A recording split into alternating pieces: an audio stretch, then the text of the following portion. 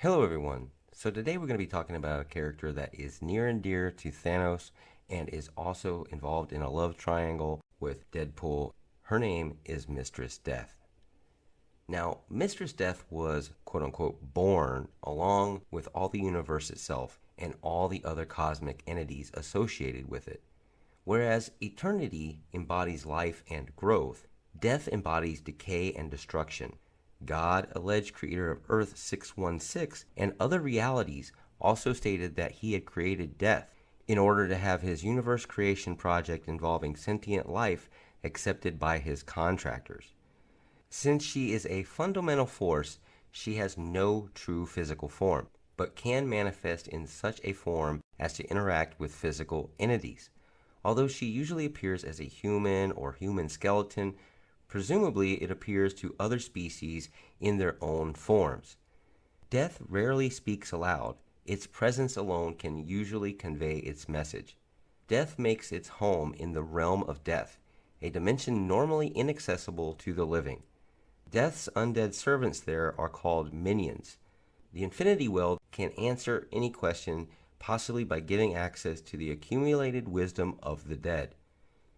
Now, at one time, Death becomes very intrigued by Thanos, a young Titan boy afflicted with a deviant syndrome whose purple skin set him apart from his fellow Titanians.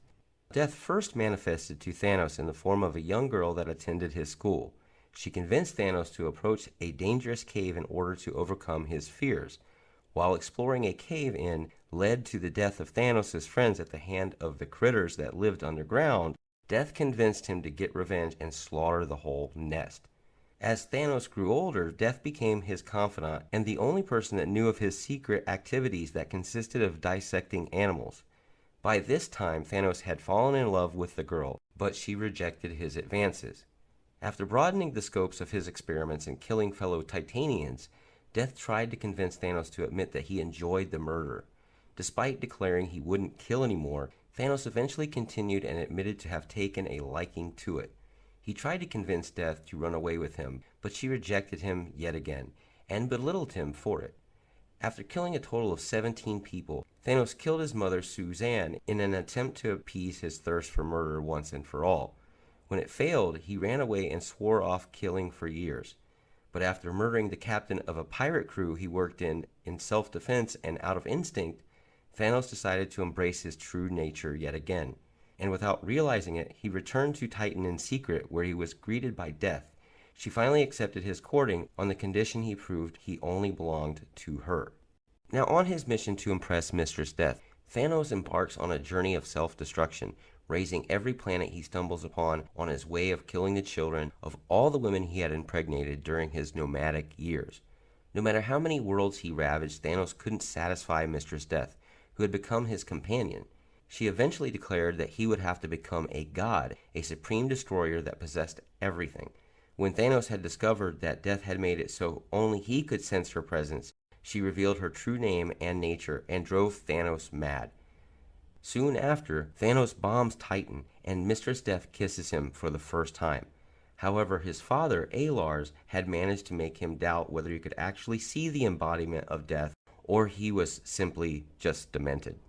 Now, Thanos and Deadpool are not the only lovers of Mistress Death. Another would-be lover of death is Walker, and he was a god of death in a distant galaxy.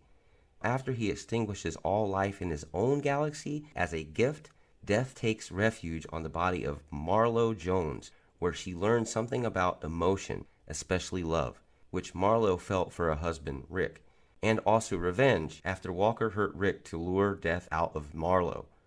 Death stopped Walker by freeing the souls of his victims, who were the source of his power. Now, in a more recent version of the comics, as part of her plan to make Thanos worthy of her love again, Death makes him ill with a sort of god cancer and manipulates his son Thane into acquiring the Phoenix Force to break him down so that he could rebuild himself. Although her plan succeeds, it was all in vain as Thanos didn't love or need her anymore by the time he was done with Thane. Now, we're going to go over the powers and ability of Mistress Death, but it's needless to say that she is nigh omnipotent. Death herself is a cosmic level entity, and as such is more than capable of achieving virtually any effect desired within regulated godlike limits.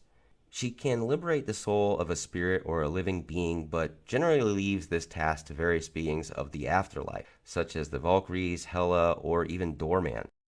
Because death is the embodiment of all death, every lost soul belongs to her, so the age of passage is irrelevant.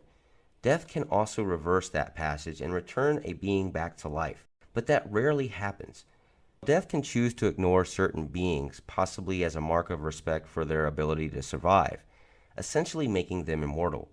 The elders of the universe fall into this category, and other beings with proper knowledge, such as the Sorcerer Supreme, can challenge death from time to time, and sometimes even directly. By succeeding at that challenge, they become essentially immune to death, and Doctor Strange actually does this in one of his comic books. As a result of being death itself, the actual embodiment of death, she cannot die, since she is truly not even alive. As a cosmological concept, the basic laws of the universe would have to change to erase death itself. Along with many of her other powers, she has unlimited ability to manipulate reality, time, space, matter, energy, or magic for any purposes that she likes. Now, she rarely uses this power, possibly because she doesn't wish to upset the balance of the cosmic entities, which would later endanger herself. Now, Mistress Death can manifest herself as a mortal being in its final moments. She may even take a form of a loved one. When Captain Marvel died, for instance, she manifests herself as Una, his greatest love. Now, Mistress Death is stated to have a universal threat level by the Nova Corps, and potentially a multiversal one. However, it is unlikely that Death would purposefully pose a threat, as she is merely carrying out the functions of Death as a universal concept. It is also unclear if Death in the 616 universe possesses any power, or is even capable of existing outside of the universe that she is created to serve. Anyway, you guys have a wonderful afternoon, a good night, a good evening, whichever. Please like, share, and subscribe. We really do appreciate that around here. Also, hit the comment box down below. Write down a villain or hero or anti-hero, whichever, that you would like to hear about, and we will try to make it happen. As always, Excelsior, see ya.